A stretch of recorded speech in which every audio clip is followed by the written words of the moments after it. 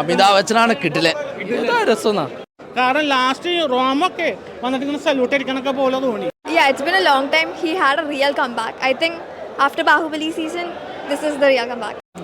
ഒരു രക്ഷയില്ല. ആ ഒരു അവസാനത്തെ ഒരു 5 മിനിറ്റ് അല്ലെങ്കിൽ ഒരു 10 മിനിറ്റ് കമലഹാസന്റെ അത് മതി. ഇഷ്ടമായി, നല്ലായിരുന്നു. അടിപൊളി പടം, ഒരു വെറൈറ്റി ടോട്ടലി. അമിതാഭ് ബച്ചനാണ് കിട്ടില്ലേ രസം. അമിതാഭ് ബച്ചൻ ഏതാ ഫൈറ്റ് നല്ല അടിപൊളി. ഓക്കെയാണ് പടം, ഒത്തിരി ഒന്നും പറയാനില്ല. യുവതലമുറകൾക്കൊക്കെ കുറച്ച് അടിപൊളി പടമാണ്. അടിച്ചുപൊളിച്ചാരാന്ന് ചോദിച്ചാൽ ആർട്ടിസ്റ്റുകൾ ആരും പുറകോട്ടില്ല, എല്ലാവരും മുൻപോട്ടൊക്കെ തന്നെ. നമുക്ക് ഈ യുവതലമുറകൾക്ക് പഠിക്കാനുള്ളതും കഴിഞ്ഞ കാലത്തെ ഒക്കെ ഒത്തിരി പഠിക്കാനുള്ള ഒരു ചാൻസ് ഉണ്ട് ഈ പടത്തിൽ. ശോഭന എങ്ങനെയുണ്ടെന്ന് വെച്ചാൽ പഴയ ആർട്ടിസ്റ്റല്ലേ, അവർക്ക് അവരുടേതായ വെയിറ്റ് ഉണ്ടാവൂലേ എത്രയായാലും. ഇഷ്ടമായി, നല്ലായിരുന്നു. ഇടയ്ക്ക് കുറച്ച് നേരം കുറച്ച് റോളേ ഉള്ളൂ, ബാക്കിയല്ല. അമിതാഭ് ബച്ചൻ്റെ നല്ലായിരുന്നു. Second half അടിപൊളിയാ, ഫസ്റ്റ് ഹാഫ് എനിക്ക് അത്ര ഇഷ്ടം. But the second half had all the actions and it was pretty nice.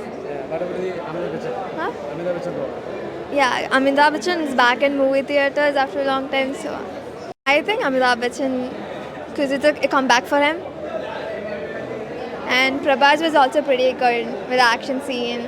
And you did not expect everyone to be there. Anabhen, Deepika Padukone, everyone came into the theaters. Second half എന്തായാലും theatre എക്സ്പീരിയൻസിലായിരുന്നു കിട്ടിയത്. നമ്മളിപ്പോൾ normal ഇരുന്ന് OTT കണ്ടാലൊന്നും ഇത് effect അടിക്കത്തില്ല. സംഭവം set.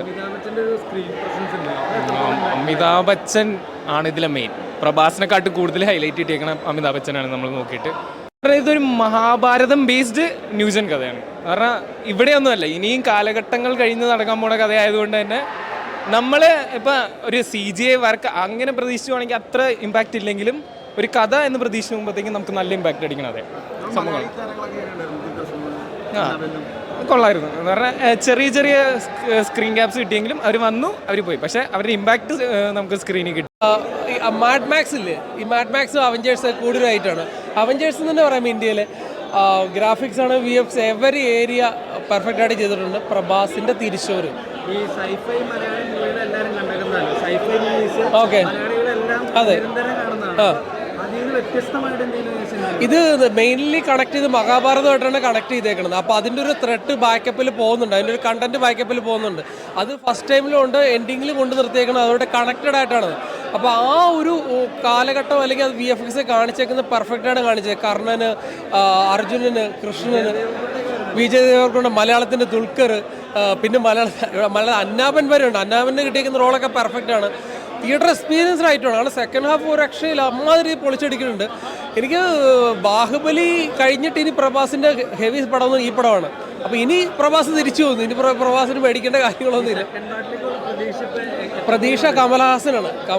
ഒരു ഇത്രയും വലിയ heavy നടന്മാരുണ്ടായിരുന്നു. Rajamouli ഉണ്ട്, പിന്നെ അപ്പോൾ അതേപോലെ ഡയറക്ടേഴ്സ് ഉണ്ട്. കമലഹാസനെയും അമിതാഭ് ബച്ചനെ ഒറ്റ സ്ക്രീനിൽ കാണുക എന്ന് പറയുന്നത് നമുക്ക് ചിന്തിക്കാൻ പോലും പറ്റുന്നില്ല. അപ്പോൾ അവരുടെയൊക്കെ ഒരു പെർഫോമൻസ് ഐറ്റം എനിക്ക് പ്രഭാസിനെക്കാളും കൂടുതലായിട്ട് ഭയങ്കര ഇഷ്ടപ്പെട്ടു അമിതാഭ് ബച്ചൻ്റെ പെർഫോമൻസ്. ഹെവി ഐറ്റം, അതായത് അശുദ്ധാത്മാവായിട്ടാണ് അമിതാഭ് ബച്ചൻ ഇതിൻ്റെ അകത്ത് വന്നേക്കുന്നത്. Heavy performance must watch theatre. കിടക്കാച്ചി പടം നമ്മളെ നല്ല അതിൽ ആ ബാഹുബലിയിലത്തെ നടൻ ഒക്കെ കിടക്കുന്നുണ്ട്. പക്ഷേ ദുൽഖറിൻ്റെ അവൻ്റെ മോൻ ദുൽഖറായത് ആ മോശമായി. ദുൽഖറിൻ്റെ മോൻ അവനാണ്ടിന് അത് അതാണ് ഇതിൻ്റെ ഒരു ഇത് സംഗതി. പടം കിടക്കാച്ചി. കാരണം ലാസ്റ്റ് റോമൊക്കെ വന്നിട്ട് ഇങ്ങനെ സല്യൂട്ട് അടിക്കണൊക്കെ പോലെ തോന്നി. ആയിരുന്നല്ല ഇത് ഈ പോക്ക് പോയാൽ ഇത് കളിച്ചോട്ടിക്കും. അത് വെച്ചാൽ ഞാനപ്പോൾ എന്താ പറയുക, കാരണം കണ്ട സ്ഥിതിക്ക് സ്കോർ അടിക്കലാണ് ഇത് അനുഭവം. രാമരാജ് ഇങ്ങനെ ഉടമ്പ് പറഞ്ഞ ഇന്ത്യ സീരിയലിലാണ് തകർക്കാറ്. തമിഴിൽ രക്ഷയില്ല. ഇവർ രണ്ടാളും കട്ടക്ക് നിന്നുണ്ട്. നമ്മളെ മറ്റേ ബാബിലത്തെ ചുള്ളനും പിന്നെ അമരാജനും കട്ടക്ക് നിന്നുണ്ട്. പടം എന്ന് പറഞ്ഞു കഴിഞ്ഞാൽ നമ്മുടെ ഇന്ത്യൻ പശ്ചാത്തലത്തിൽ നിന്നുകൊണ്ട് ചെയ്ത ഒരു വെസ്റ്റേൺ ഫിലിം, അതായത് ഒരു ഹോളിവുഡ് ഫിലിം എന്ന് പറയാം. ഇതിൻ്റെ മേക്കിംഗ് മഹാഭാരതത്തിന് ബേസ് കൊണ്ട് ഇതിനെ മേക്ക് ചെയ്തേക്കാണ്. മഹാഭാരതത്തിൻ്റെ കഥയെ ബേസ് കൊണ്ട് ഇങ്ങനെ ഒരു പടം ചെയ്യാൻ കഴിയും എന്ന് തെളിയിച്ചതിൻ്റെ സംവിധായകനും കഥാകൃത്തനും ഒരു ബിഗ് സല്യൂട്ട്. പിന്നെ ആർട്ടിസ്റ്റിലേക്ക് വരികയെങ്കിൽ അമിതാഭ് ബച്ചൻ ഈ പ്രായത്തിലും എനർജി ലെവൽ, ആക്ഷൻ സീനിലെല്ലാം വളരെ എനർജി ലെവൽ പുലർത്തി. ശോഭന എന്ന നടിയുടെ ശക്തമായ കുറച്ച് നാളുകൾക്ക് ശേഷം ശോഭന എന്ന നടിയുടെ ശക്തമായ തിരിച്ചുവരവ്. നമ്മളെ മലയാളത്തിലെ അന്നാബെന്നും ദുൽഖറും എല്ലാം ഇതിനകത്ത് പൂന്ന് വിളയാടിയിട്ടുണ്ട്. എന്തായാലും ഈ പടം ഒരു 1000 കോടി ക്ലബ്ബിൽ വരാനുള്ള എല്ലാ യോഗ്യതയുമുള്ള ഒരു ഇന്ത്യൻ വെസ്റ്റേൺ ഫിലിം എന്ന് ഞാൻ അവകാശപ്പെടുന്നു. ഒറ്റ വാക്കിൽ പറഞ്ഞ എന്നെ ഞെട്ടിച്ചു എന്ന് പറയാം. കാരണം അമിതാഭ് ബച്ചൻ നമുക്ക് അറിയാം, അമിതാഭ് ബച്ചൻ വന്നു കഴിഞ്ഞാൽ എന്താണ് നമ്മൾ പ്രതീക്ഷിക്കുന്നത് അറിയാം. പക്ഷെ ആ പ്രതീക്ഷയിലും ഒരുപടി കൂടി മുകളിലേക്ക് വന്നേക്കാണ്. സെക്കൻഡ് ഹാഫിൽ തീപ്പൊരിയാണ് ശരിക്കും. എന്താ പറയുക, ഒരു ഹോളിവുഡ് ലെവലിലൊക്കെ ശരിക്കും ഇന്ത്യൻ സിനിമയിൽ ഇങ്ങനെ ഒരു അത്ര പെർഫെക്ഷനായിട്ടാണ്. ഗ്രാഫിക്സൊക്കെ നമുക്ക് ഒട്ടും നമുക്ക് ലാഗ് വരിക. ഫസ്റ്റ് ഹാഫ് എനിക്ക് കുറച്ച് ലാഗ് ഫീൽ ചെയ്തിരുന്നു. പക്ഷേ സെക്കൻഡ് ഹാഫിലേക്ക് വന്നപ്പോഴത്തേക്കും പടം വേറൊരു ലെവലായി. എല്ലാവരുടെ പെർഫോമൻസും എടുത്തു പറയാം. ശരിക്കും അമിതാഭ് ബച്ചൻ, ദീപിക, ശോഭന, അതുപോലെ കമലഹാസൻ പിന്നെ പറയേണ്ട കാര്യമില്ല. പ്രഭാസ് ആ ഫസ്റ്റ് ഹാഫിൽ ആ ഒരു കുറച്ച് ഇതെല്ലാം മങ്ങിപ്പോയെങ്കിലും അവസാനത്തെ ഒരു അരമണിക്കൂർ പടം ശരിക്കും ഒരു ഹോളിവുഡ് ലെവലിലേക്ക്. എന്തായാലും സെക്കൻഡ് പാർട്ടിന് വേണ്ടിയിട്ട് നല്ല വെയിറ്റിംഗ്. ഒരു ശരിക്കും മഹാഭാരത യുദ്ധമൊക്കെ ശരിക്കും ഇനി അടുത്തതിലാണ് ഇനി വരുന്നത്. ഒരു അർജുനൻ കർണൻ ഫൈറ്റും കാര്യങ്ങളൊക്കെ ഉണ്ടല്ലോ.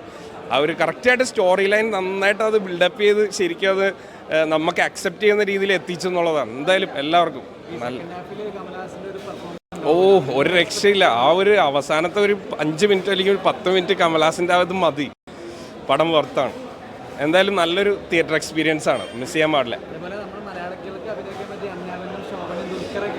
ഒന്നും പറയണ്ട. ദുൽഖർ ഒരു കുറച്ച് നേരം ഉള്ളത് അത്ര അങ്ങോട്ട് വന്നില്ലെങ്കിലും ആ ഒരു പ്രസൻസ് എല്ലാം നമുക്ക് ശരിക്കും. അതുപോലെ തന്നെ ശോഭന പിന്നെ പറയേണ്ട കാര്യമില്ല.